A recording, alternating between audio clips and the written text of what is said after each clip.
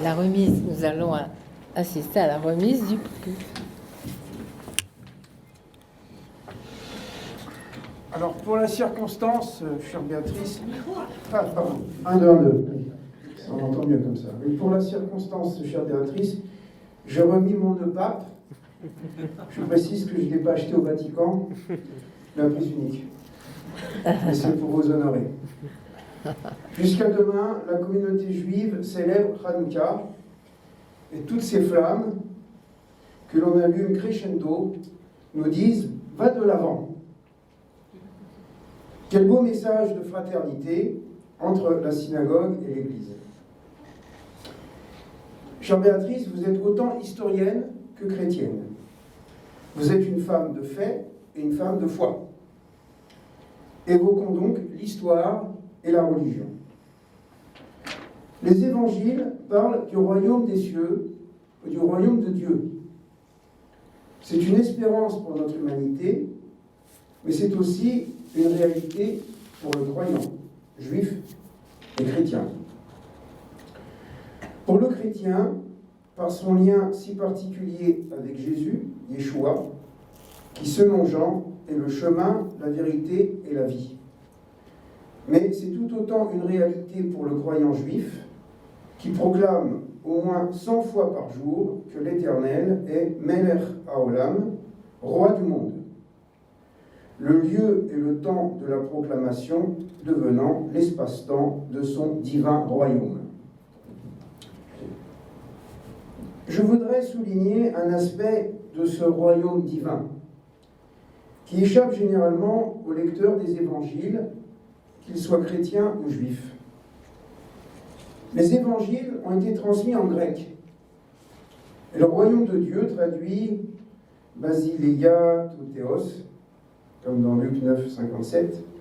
Or, Théos, c'est Zeus. Et nous voici les héritiers de la Septante, c'est-à-dire la Torah de la culture grecque. L'huile hébraïque du mont Sinaï se retrouve, bon gré mal gré, coulant du mont Olympe.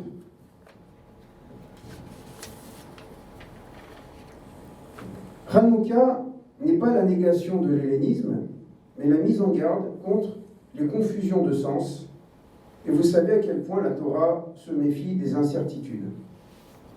Or, en hébreu, la langue des prophètes d'Israël et aussi de la grammaire mentale de Jésus, il existe au moins 2 termes pour désigner celui que nous nommons Dieu, Elohim et Adonai, le tétragramme. Pour simplifier, disons qu'Elohim est le Dieu de la nature, le Dieu des lois du monde, établi selon le 1er chapitre de la Genèse, et Adonai, le tétragramme, est le Dieu de la morale, celui qui pose dès le 2e chapitre « Tu peux manger de tout, sauf de la confusion du bien et du mal ». Ainsi, dans la conscience hébraïque, il n'y aurait pas un royaume de Dieu, mais plus subtilement, un royaume d'Élohim et un royaume d'Adonai. Le royaume d'Élohim, c'est celui du laboratoire. Le royaume d'Adonai, c'est celui de l'oratoire. Le royaume d'Élohim connaît son serviteur, c'est le savant.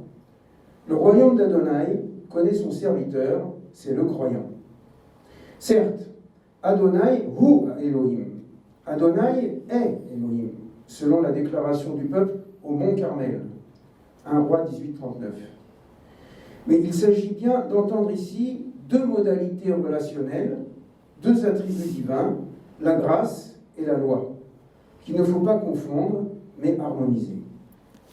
Cette harmonie de la science de la nature et de la conscience morale se retrouve sur la Hanoukia par le shamash, le serviteur, la flamme de la science qui sert à allumer les flammes de la lumière divine qui augmentent soir après soir. La science au service de la morale, car comme disait Rabelais, science sans conscience n'est que ruine de l'âme, et nous ajouterons depuis Hiroshima, n'est que ruine du monde. La leçon peut se retrouver à Noël, quand la tradition orale chrétienne, ce que j'appellerais la Torah Shebéalpé de l'Église, affirme que le petit Jésus est né entre le bœuf et l'âne, entre le shor et le chamor. Travaillant depuis plusieurs années les évangiles, je ne peux m'empêcher de les lire à l'aune du Midrash. L'âne, le chamor, représente la matière du monde, que le scientifique met en équation et en objectivité. Le bœuf, le shor, évoque dans son nom le shir, le chant, l'expression ultime de la foi, celle du psalmiste, de la prière, celle de notre Père. Chère Béatrice, par votre travail d'historienne, de scientifique, qui éclaire la vérité de la foi, autant que par votre foi qui éclaire la vérité de la science, vous contribuez à unifier le nom d'Adonai et celui de Elohim. Par ce prix des amitiés judéo-chrétiennes, que je vous remets dans un instant, je veux proclamer avec vous la royauté de Dieu sur terre comme au ciel. Voilà, et donc je vous remets ce beau cadeau. Voilà, vous pouvez mettre dans votre bureau, voilà, ce magnifique objet.